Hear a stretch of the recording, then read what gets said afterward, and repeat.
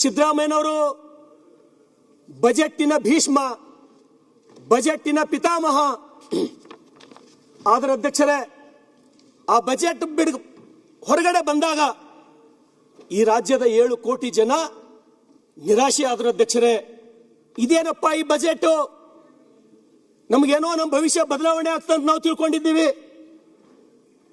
ಈ ಬಜೆಟ್ ಈ ಜನರನ್ನ ಕತ್ತಲೆಗೆ ದೂಡ್ತಕ್ಕಂಥ ಬಜೆಟ್ ಅಧ್ಯಕ್ಷರೇ. ಈ ಬಜೆಟ್ ಬಗ್ಗೆ ನನ್ನ ಭಾಷೆಯಲ್ಲಿ ಹೇಳಬೇಕಾದ್ರೆ ಅಧ್ಯಕ್ಷರೇ, ನಾನು ಒಂದ್ಸಲ 5ನೇ 6ನೇ ಕ್ಲಾಸ್ನಾಗಿದ್ದ ಅಧ್ಯಕ್ಷರೇ. ಇದ್ದಾಗ ನಮ್ಮಲ್ಲಿ ಒಬ್ಬರು ಸೋಷಿಯಲ್ ಸ್ಟಡಿ ಸಾಮಾಜಿಕ ಕಲಿಸ್ತಿದ್ರು, ಇಂಡಿ ಸಿದ್ದರಾಮಪ್ಪ ಮಾಸ್ಟರ್ ಅಂತ ಹೇಳಿ ಅಧ್ಯಕ್ಷರೇ ತಾವು ಜರ ಲಕ್ಷ ಕೊಟ್ಟು ಕೇಳ್ರಿ. ಕಲಿಸ್ತಕ್ಕಂಥ ಸಮಯದಲ್ಲಿ ಅಧ್ಯಕ್ಷರೇ ಪರೀಕ್ಷೆ ಬಂದಾಗ ನಾವೆಲ್ಲರೂ 50-60 ಜನ ಪರೀಕ್ಷೆ ಬರಿತಿದ್ದೆವು. ಪರೀಕ್ಷೆ ಬರೆದು ರಿಸಲ್ಟ್ ಕೇಳಕ್ ಹೋಗ್ತಿದ್ದೇವೆ ನಾವು. ಅವ್ರು ಏನ್ ಮಾಡ್ತಿದ್ರು, ವ್ಯಾಲ್ಯೂಯೇಷನ್ ಮಾಡ್ತಾ ಇರ್ಲಿಲ್ಲ ನಮ್ಮ ಸರ್ ಅಧ್ಯಕ್ಷರೇ. ಅವರು ನೋಟ್ಬುಕ್ ಹಿಡ್ಕೊಂಡ್ಬಿಡವ್ರು ಹಿಂಗ, ಶರಣು ಸಲ್ಗಾರ್ ನಿಂಗೆ 60 ಮಾರ್ಕ್ಸ್ ಬಿದ್ದಾವ ನೀ ಪಾಸ್, ಮತ್ ಬಸವರಾಜ್ ನಿಂಗೆ 50 ಮಾರ್ಕ್ಸ್ ಬಿದ್ದಾವ ನೀ ಪಾಸ್. ಪ್ರಿಯಾಂಕ್ ಸಾಹೇಬ್ರೆ ತಾವ್ರೆ ಕೇಳ್ರಿ. ಅವ್ರು ವ್ಯಾಲ್ಯೂಯೇಷನ್ ಮಾಡ್ತಿದ್ದಿಲ್ಲ, ಸೀದಾ ರಿಸಲ್ಟ್ ಹೇಳಕ್ ಹಂಗೆ ಬಂದ್ಬಿಡೋರು. ಎಲ್ಲರಿಗೂ ಪಾಸ್ ಪಾಸ್ ಪಾಸ್ ಅಂದ್ರು, ಪರೀಕ್ಷೆ ವ್ಯಾಲ್ಯೂಯೇಷನ್ ಒಂದ್ ದಿವ್ಸನೂ ಮಾಡಿಲ್ಲ ಅವರು. ನಮ್ಮಲ್ಲಿ ಒಬ್ಬವ ನನ್ನ ಕ್ಲಾಸ್ಮೇಟ್ ಒಬ್ಬ ದಡ್ಡಿದ್ದ ಸರ್ ಭೋಜಪ್ಪ ಅಂತ ಹೇಳಿ ಹುಡುಗ. ಅವನಿಗೆ ಸರ್ ಭೋಜ ಅಂತ ಹೇಳಿ ಕರಿತಿರು. ಸರ್ ನಂದ್ ರಿಸಲ್ಟ್ ರೀ ಅಂತ ಹೇಳಿದ್ರು ಪ್ರಿಯಾಂಕ್ ಸಾಹೇಬ್ರೆ. ಅವ ಕೇಳಿದ್ನವ, ಅವ್ರೇನಂದ್ರೆ ಅದಕ್ಕೆ ಉತ್ತರ ಏನು ಕೊಟ್ರು, ಏ ಭೋಜ ನಿಂಗೆ ಫೇಲಿಂಗ್ನು ಮಾರ್ಕ್ಸ್ ಕಂಬಿದ್ದಾವ ಅಂತ ಹೇಳಿದ್ರು. ನಿಂಗೆ ಫೇಲಿಂಗ್ನು ಮಾರ್ಕ್ಸ್ ಕಂಬಿದ್ದಾವ ಅಂತ ಹೇಳಿದ್ರು. ಆ ರೀತಿ ಇದು ಫೇಲ್ನು ಸರಿಯಾಗಿಲ್ಲ, ಇದು ಬಜೆಟ್ ಸೂಪರ್ ಪ್ಲಾಫ್ ಅಂತ ಹೇಳಿ ನನ್ನ ಅನುಭವ ಮತ್ತು ನಂದು ಮನೋಭಾವನೆ ಅಧ್ಯಕ್ಷರೇ. ಇವತ್ತು ತಾವು ನೋಡ್ರಿ, ಇಲ್ಲ ಈ ಬಜೆಟ್ ಶರಣು ಅವರೇ, ನೀವು ನಿಮ್ ಮಾಸ್ಟರ್ ತರಾನೇ ಮಾರ್ಕ್ಸ್ ಕೊಡ್ಲತ್ತೀರೇನ? ಇಲ್ಲ ರೀ, ನಾವು ಹೇಳ್ತೀವಲ್ಲ, ಮುಂದೆ ಹೇಳ್ತೀನಿ ಸಾಹೇಬ್ರೆ. ಯಾವುದೇ ರೀತಿಯಾಗಿ ನೀವು ಹೋಲಿಕೆ ಮಾಡಿಲ್ಲ, ಏನ್ ಮಾಡಿಲ್ಲ, ನೀವು ನಿಮ್ ಮಾಸ್ಟರ್ ತರಾನೇ ಮಾರ್ಕ್ಸ್ ಕೊಡ್ಲತ್ತೀರಿ. ನನಗೊಂದು ಅರ್ಧ ಗಂಟೆ ಟೈಮ್ ಕೊಡ್ಸಿರಿ ಅಧ್ಯಕ್ಷರಿಗೆ ಹೇಳಿ ಸಾಕಷ್ಟೇ ಅಧ್ಯಕ್ಷರೇ. ಈ ಬಜೆಟ್ ಯಾಕಂದ್ರ ನಾ ಏನು ಬಹಳ ಎಕನಾಮಿಕ್ಸ್ ಓದ್ದವಲ್ಲ ಅಧ್ಯಕ್ಷರೇ. ನಾನು ಹೈಸ್ಕೂಲ್ನಾಗ ಓದ ಮುಂದ ನಂಗೆ ಲಸ ಮತ್ತು ಮಸ ಬಿರಿ ಇತ್ತು. ಹೈಸ್ಕೂಲ್ಗೆ ಹೋದ ಮುಂದೆ PUC ಸೈನ್ಸಿಗೆ ಹೋದ, ಅಲ್ಲಿ ಟ್ರಿಗ್ನಾಮೆಟ್ರಿ ಕ್ಯಾಲ್ಕುಲಸ್ ನನ್ನ ತೆಲಿಗೆ ಹತ್ತಲಾಯ್ತು. ಈಗ ಮುಂದಿಲ್ಲಿ MLA ಆಗಿ ಬಂದ, ಇಲ್ಲಿ ನನಗೆ ರೆವಿನ್ಯೂ ಡಿಫಿಸಿಟ್ ಏನು, ಫಿಸಿಕಲ್ ಡಿಫಿಸಿಟ್ ಏನು, ಟ್ಯಾಕ್ಸ್ದೊಳಗೆ ಸರ್ಚಾರ್ಜಸ್ ಏನು, ನಾವು ಭಾಳ ಓದ್ಕೊಳಕ್ ಹೋಗಿಲ್ಲ ಅಧ್ಯಕ್ಷರೇ. ಯಾಕಂದ್ರೆ ನಾವು ಬರೇ ಇದ್ರೊಳಗೆ ಕುಲಂಕುಷವಾಗಿ ಓದ್ಕೋತ ಹೋದಂದ್ರೆ ಮತ್ತೆ ಅರ್ಜೆಂಟ್ ನನಗೆ ಎಲೆಕ್ಷನ್ ಬರ್ತದೆ. ಅವಾಗ ಹೋಗಿ ನನ್ನ ಜನರಿಗೆ ನಾನು ಫಿಸಿಕಲ್ ಡಿಫಿಸಿಟ್ ರೆವಿನ್ಯೂ ಡಿಫಿಸಿಟ್ ಹೇಳಕ್ಕಾಗಲ್ಲ. ನನ್ನ ಜನರಿಗೆ ನಾ ಏನ್ ಹೇಳ್ಬೇಕು, ಅವ್ರು ಏನ್ ಹೇಳ್ತಾರ, ನಮ್ ಬದುಕು ಕತ್ತಲಾಗ್ಯದಪ್ಪ, ಹೊಲಗಳಿಗೆ ಹಾದಿ ಇಲ್ಲ, ನಿನಗೆ 2 ಸಲ ಶಾಸಕ ಮಾಡಿದ್ದೇವ್ ನಾವು, ನಿನ್ನ ಜನ್ಮಕ್ಕೆ ನಾಚಿಕೆ ಆಗ್ಬೇಕಂತ ಹೇಳಿ ಉಗುಳ್ತಾರ ಅಧ್ಯಕ್ಷರೇ. ಅದಕ್ಕೆ ಅವ್ರಿಗೆ ಏನ್ ಬೇಕು ಅದು ನಾನು ನಿಮ್ಮ ಎದುರು ಕೇಳಬೇಕು, ನಾನು ನಿಮ್ಮ ಎದುರು ಮಂಡನೆ ಮಾಡ್ಬೇಕು ಅಧ್ಯಕ್ಷರೇ. ಈ ಬಜೆಟ್ ಯಾವ ರೀತಿಯಪ್ಪ ಅಂದ್ರ, ಈ ರಾಜ್ಯದ ಖ್ಯಾತ ಪತ್ರಿಕೆ ವಿಜಯ ಕರ್ನಾಟಕದೊಳಗೆ ಅಧ್ಯಕ್ಷರೇ 7ನೇ ತಾರೀಕಿನ ವಿಜಯ ಕರ್ನಾಟಕದೊಳಗ ಆ ಬಜೆಟ್ ಸಿದ್ದರಾಮಯ್ಯನವ್ರ ಕೈದಾಗ ಏನ್ ಕೊಡ್ತಾರಪ್ಪ ಅಂದ್ರ, ಅಲ್ಲಾವುದ್ದೀನನ ದೀಪದಂತೆ ಈ ಬಜೆಟ್ ಅಂತ ಹೇಳಿ. ತಮ್ಗೆ ಗೊತ್ತಾಯ್ತು ಅಂತ ತಿಳ್ಕೋತೀನಿ ನಾನು. ಅರೇಬಿಯನ್ ನೈಟ್ಸ್ ಕಥೆಗಳದೊಳಗ ಅಲ್ಲಾವುದ್ದೀನನ ದೀಪದಂತೆ ಇದು ಬಜೆಟ್. ಈ ಅಲ್ಲಾವುದ್ದೀನ ದೀಪ ಅಷ್ಟೇ ಇದು ಬಗೆಹರಿಸಬಹುದು, ಮನುಷ್ಯರಿಂದ ಸಾಧ್ಯ ಇಲ್ಲ ಅಂತಕ್ಕಂಥದ್ದು ಈ ಪತ್ರಿಕೆ ವರದಿ 7ನೇ ತಾರೀಕಿಂದು ಅಧ್ಯಕ್ಷರೇ. ಇದು ತಮ್ಗೆ ಕೊಡ್ತೀನಿ, ಬಹಳ ಇಂಪಾರ್ಟೆಂಟ್ ಅದ ಅಧ್ಯಕ್ಷರೇ. ಈ ಸರ್ಕಾರದಿಂದ ಆದ್ರ ನಾವು BJP ಅವರೆಲ್ಲರೂ ಕಾಂಗ್ರೆಸ್ನವ್ರದ್ದು ಮಾತ್ರ ನಾವು ನೋಡಿ ಕಲಿಬೇಕು ಅಂತ ಹೇಳಿ ನಾನು ಮತ್ತೆ ನಮ್ಮ ಶಾಸಕಾಂಗ ಸಭೆದೊಳಗೆ ನಾನು ಹೇಳ್ತೀನಿ ಅಧ್ಯಕ್ಷರೇ.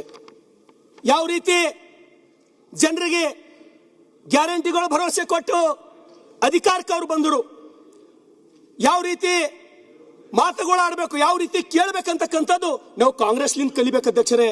ಯಾಕಂದ್ರೆ ನೀವು ಒಳ್ಳೆ ಕೆಲಸ ಈ ಕಾಂಗ್ರೆಸ್ ಸರ್ಕಾರದೊಳಗ ನೀವೇನಾರೇ ಒಂದು ಒಳ್ಳೆ ಕೆಲಸ ಏನಾರೇ ಮಾಡಿರಿ ಅಂದ್ರೆ ಆ ಪೊಲೀಸರಿಗೆ ಟೋಪಿ ಹಾಕೋ ಕೆಲಸ ಮಾತ್ರ ಒಂದು ಚಲೋ ಮಾಡಿರಿ ನೋಡಿ ಅಧ್ಯಕ್ಷರೇ. ಪೊಲೀಸರು ಅವು ಮೊದಲು ಭೋಗೋಣಿಯಪ್ಲೇ ಇದ್ದು ಟೋಪಿಗಳು, ಈಗೇನು ನೀಲಿ ಟೋಪಿ ಒಂದು ಹಾಕಿದ್ ಮಾತ್ರ ಕಾಂಗ್ರೆಸ್ ಒಂದು ಉತ್ತಮ ಕೆಲಸ ಅಧ್ಯಕ್ಷರೇ. ನಿಮ್ದು ಬಿಳಿ ಟೋಪಿ ಇದೆಯಲ್ಲ ಅಧ್ಯಕ್ಷರೇ.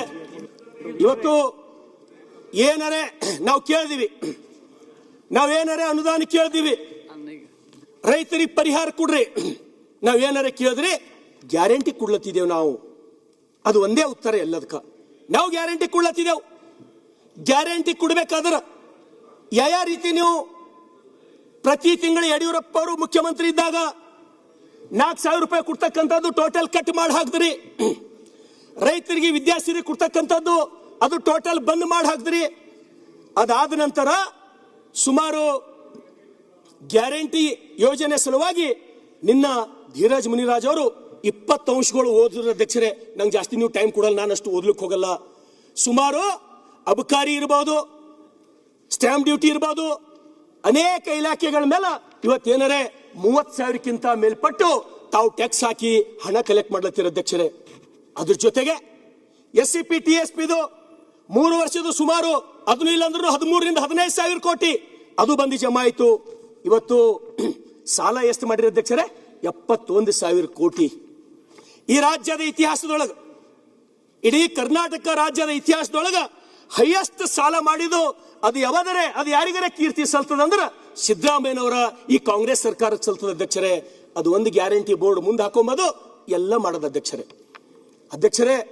ಇವತ್ತು ಜನ ರೈತರು ಒಂದೇ ಸೌನ ಬಡ್ದಾಡ್ಲತ್ತಾರ ಅಧ್ಯಕ್ಷರೇ. ಇವತ್ತು ನೋಡ್ರಿ, ಇವತ್ತು ಈ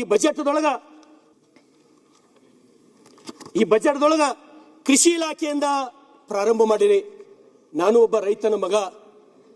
ಏನ್ ಹೇಳಿದ್ರೆ ಅಧ್ಯಕ್ಷರೇ? ಧರೆಯ ಕೃಷಿ ಶುದ್ಧವಾಗಿ ಎಲ್ಲದೆ ಸಸಿ ಶುದ್ಧವಿಲ್ಲ, ವಚನಕಾರ ಶಿವಲಿಂಗ ಮಂಚಣ್ಣ ಅಂತ ಹೇಳಿ ಒಪ್ಪಿನ ಅಧ್ಯಕ್ಷರೇ. ಒಳ್ಳೆ ವಚನದ. ಬಜೆಟ್ದೊಳಗೆ ಮೊದಲೇ ಲೈನ್ ಇದು. ಬಜೆಟ್ದೊಳಗೆ ಯಾವತ್ತರೇ ರೈತರ ಮಣ್ಣಿನ ಪರಿಸ್ಥಿತಿ ಏನದ ಅಂತ ಹೇಳಿ ಸರ್ಕಾರ ಒಂದು ಸಲರೇ ವಿಚಾರ ಮಾಡಿರಿ? ನೀವು ಪರಿಹಾರ ಕೊಡೋದು ಬೇಡ. ಮಣ್ಣಿನ ಪರಿಸ್ಥಿತಿ ಏನಾಗತ್ತದ, ನಮ್ಗೆ ಅನ್ನ ಕೊಡಂತ ಮಣ್ಣಿನ ಪರಿಸ್ಥಿತಿ, ಮಣ್ಣು ವಿಷ ಆಗತ್ತದ, ಮಣ್ಣಿನೊಳಗೆ ನಾವು ವಿಷ ಬೆರೆಸ್ಲತ್ತೀವಿ, ಅದಕ್ಕೆ ಏನು ಮಾಡ್ಬೇಕಂತ ಹೇಳಿ ಯಾವತ್ತು ಒಂದ್ಸಲರೇ ಅಧಿವೇಶನದೊಳಗೆ ಚರ್ಚೆ ಆಗ್ಯದ ಅಧ್ಯಕ್ಷರೇ? ಇಲ್ಲ, ಬರೀ ಗ್ಯಾರಂಟಿಗಳು ಚರ್ಚೆ. ಅಧ್ಯಕ್ಷರೇ, ಕೃಷಿ ಕೃತ್ಯ ಕಾಯಕ ಮಾಡುವ ಸದ್ಭಕ್ತನ ಪಾದವ ತೋರಿಸಿ ಬದುಕಿಸಯ್ಯ. ಆತನ ತನು ಶುದ್ಧ, ಆತನ ಮನ ಶುದ್ಧ, ಆತನ ಭಾವ ಶುದ್ಧ, ಆತನ ಮನೆ ಹೊಕ್ಕು ಲಿಂಗಾರ್ಚನೆ ಮಾಡಿದ ಗುರುಪಾವನೆ ಎಂದರು ಭಕ್ತಿ ಭಂಡಾರಿ ಬಸವಣ್ಣ ಅಧ್ಯಕ್ಷರೇ 12ನೇ ಶತಮಾನದೊಳಗ. ಅದಕ್ಕಾಗಿ ನಾನು ಬಸವ ಕಲ್ಯಾಣದ ಶಾಸಕ ಅಧ್ಯಕ್ಷರೇ, ದಯಮಾಡಿ ಬಸವಣ್ಣನವರ ಭಾವಚಿತ್ರ ತಾವಿಲ್ಲಿ ಹಾಕಬೇಕು. ಯಾಕಂದ್ರೆ ತಾವೇ ಈ ರಾಜ್ಯದ ಸಾಂಸ್ಕೃತಿಕ ನಾಯಕ ಅಂತ ಹೇಳಿ ಡಿಕ್ಲೇರ್ ಮಾಡಿರಿ. ಯಾರು ಸಾಂಸ್ಕೃತಿಕ ನಾಯಕ ಅಂತ ಹೇಳಿ ಇರ್ತಾರೋ ಆ ಭಾವಚಿತ್ರ ಇಲ್ಲಿ ಇರಬೇಕು. ಬೆಳಗಾವದೊಳಗೆ ಹಾಕಿರಿ. ತಾವು ಬೆಳಗಾವದೊಳಗೆ ಧನ್ಯವಾದ ನಾನು ಹೇಳಿನ ಅಧ್ಯಕ್ಷರೇ. ಇವತ್ತು ಈ ರಾಜ್ಯದ ರೈತರು ಮಣ್ಣಾಗಿ ಹೋಲತ್ತಾರ ಅಂತ ಹೇಳಿ ನಾನು ನಿಮಗೆ ಬೆಳಕು ಚೆಲ್ಲಕ್ಕೆ ಪ್ರಯತ್ನ ಮಾಡ್ತೀನಿ ಅಧ್ಯಕ್ಷರೇ. ಇವತ್ತು ರೈತರ ಪರಿಸ್ಥಿತಿ NCRB ವರದಿ ಅದ ಅಧ್ಯಕ್ಷರೇ. ಇದು NCRB ವರದಿ ಪ್ರಕಾರ ರೈತರ ಆತ್ಮಹತ್ಯೆ ಕರ್ನಾಟಕ ರಾಜ್ಯ 2ನೇ ಸ್ಥಾನದೊಳಗದ ಅಧ್ಯಕ್ಷರೇ. ಒಂದು ವೇಳೆ ನೀವು ಕೊಡ್ತಕ್ಕಂಥ ಗ್ಯಾರಂಟಿಗಳು ಏನಾರೆ ಆಸರೆ ಆಗ್ತಿತ್ತಂದ್ರ, ನೀವು ಕೊಡ್ತಕ್ಕಂಥ ಗ್ಯಾರಂಟಿಗಳು ರೈತರ ಬದುಕಿಗೆ ಒಂದು ವೇಳೆ ಆಸರೆ ಆಗ್ತಿತ್ತಂದ್ರ ರೈತರ ಆತ್ಮಹತ್ಯೆ ಪ್ರಕರಣಗಳು ಕಡಿಮೆ ಆಗ್ಬೇಕಾಗಿತ್ತು ಅಧ್ಯಕ್ಷರೇ. ಕಡಿಮೆ ಆಗ್ಲಿಲ್ಲ ಅಧ್ಯಕ್ಷರೇ. ಇವತ್ತು ತಾವು ನೋಡ್ರಿ, ಕಳೆದ ಸಲ ಮಳೆ ಇಲ್ಲಿ ಬಿ ಆಯ್ತು, ಮಹಾರಾಷ್ಟ್ರಕ್ಕೂ ಮಳೆ ಸಾಕಷ್ಟು ಆಯ್ತು. ಮಹಾರಾಷ್ಟ್ರದ ದೇವೇಂದ್ರ ಫಡ್ನವೀಸ್ ಅವರ ಸರ್ಕಾರ 31,000 ಕೋಟಿ ಪರಿಹಾರ ಕೊಡ್ತು ಅಧ್ಯಕ್ಷರೇ. 31,000 ಕೋಟಿ. ಅದು ಎಷ್ಟು? 75 ಲಕ್ಷ ಹೆಕ್ಟೇರ್ ಪ್ರದೇಶಕ್ಕೆ 31,000 ಕೋಟಿ ಪರಿಹಾರ ಕೊಡ್ತ ಅಧ್ಯಕ್ಷರೇ. ನಾವೇ ಕೊಡ್ಲಿಲ್ಲ ಅಧ್ಯಕ್ಷರೇ. ಮಾತೆತ್ತರು ಹೇಳ್ತೀವಿ, ರೈತ ಅನ್ನದಾತ, ರೈತ ಈ ನಾಡಿನ ಬೆನ್ನೆಲುಬು. ರೈತರ ಬಗ್ಗೆ ಪರಿಹಾರ ಕೊಡೋದಾರೆ ಬಿಡ್ರಿ ಅಧ್ಯಕ್ಷರೇ. ಕೂಲಂಕುಷವಾಗಿ ವಿಧಾನಸಭೆದೊಳಗ ಸುದೀರ್ಘವಾದಂತ ಚರ್ಚೆಗೂ ಅವಕಾಶ ಸಿಗಲ್ಲ. ಇದು ದುರ್ದೈವಲ್ಲ ಅಧ್ಯಕ್ಷರೇ? ಇದು ದುರ್ದೈವಲ್ಲ ಅಧ್ಯಕ್ಷರೇ? ಇವತ್ತು ಮಹಾರಾಷ್ಟ್ರದ ಸರ್ಕಾರ ಅವತ್ತು ಅವ್ರ ನೆರವಿಗೆ ಬಂದು ನಿಂತು 31,000 ಕೋಟಿ ಅವ್ರಿಗೆ ಪರಿಹಾರ ಕೊಡ್ತು ಅಧ್ಯಕ್ಷರೇ. ಈಗ ಮತ್ತೆ ಅದೇ ಮಹಾರಾಷ್ಟ್ರ ಸರ್ಕಾರ, ದೇವೇಂದ್ರ ಫಡ್ನವೀಸ್ ಸರ್ಕಾರ, ರಾಜಮಾತಾ ಅಹಲ್ಯಾಬಾಯಿ ಹೋಳ್ಕರ್ ಹೆಸರಿನ ಮೇಲೆ ಮಹಾರಾಷ್ಟ್ರ ಸರ್ಕಾರ ಪ್ರತಿಯೊಬ್ಬ ರೈತನಿಗೆ 2 ಲಕ್ಷ ರೂಪಾಯಿ ಬ್ಯಾಂಕ್ ಸಾಲ ಮನ್ನಾ ಮಾಡ್ತು ಅಧ್ಯಕ್ಷರೇ. ಮಹಾರಾಷ್ಟ್ರದ 3 ಮತಕ್ಷೇತ್ರಗಳು ಬಸವ ಕಲ್ಯಾಣ, ಉಮ್ಮರ್ಗ, ಔಸಾ, ನಿಲಂಗ, ನನಗೆ 3 ಹತ್ಕೊಂಡವ ಅಧ್ಯಕ್ಷರೇ. ಅಲ್ಲಿ ರೈತರು ದಿನ ವ್ಯಾಪಾರಕ್ಕೆ ಬಸವ ಕಲ್ಯಾಣಕ್ಕೆ ಬರ್ತಾರೆ ಅಧ್ಯಕ್ಷರೇ. ಅವ್ರು ಅವ್ರು ಹೇಳ್ತಾರೆ ಏನಂತ, ನಮ್ದು 2 ಲಕ್ಷ ರೂಪಾಯಿ ಬ್ಯಾಂಕಿನ ಸಾಲ ಮನ್ನಾ ಆಯ್ತು. ಯಾವತ್ತರೆ ಮಾಡೋದು ವಿಚಾರ ಮಾಡೋದು ಬಿಡ್ರಿ, ಮಾಡೋದ ಚರ್ಚೆನೂ ನನ್ನ ಕಿವಿ ಅಂತೂ ಇಲ್ಲಿ ಕೇಳಲಿಲ್ಲ ಅಧ್ಯಕ್ಷರೇ. ಸಿದ್ದರಾಮಯ್ಯನವರು ಅವರು ಕೂಡ ರೈತ ಕುಟುಂಬದಿಂದ ಬಂದಂತವರು. ಇಲ್ಲಿ ಅನೇಕ ಜನ ಶಾಸಕರು ರೈತರ ಕುಟುಂಬದಿಂದ ಬಂದಂತವರು. ಆ ರೈತರ ಬಗ್ಗೆ ಕಾಳಜಿ ಯಾರು ಮಾಡ್ಬೇಕು ಅಧ್ಯಕ್ಷರೇ? ರೈತರ ಬಗ್ಗೆ ಯಾರು ಕಾಳಜಿ ಮಾಡಬೇಕು?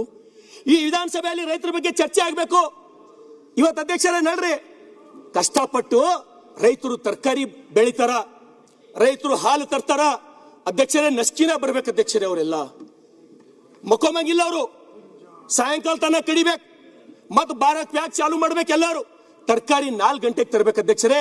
ಯಾರೇ ಭಾಗವಾನ್ರು ಏನಂತಾರ ಆ ರೇಟಿಗೆ ಕೊಟ್ಟು ಹೋಗ್ಬೇಕು ಅಧ್ಯಕ್ಷರೇ.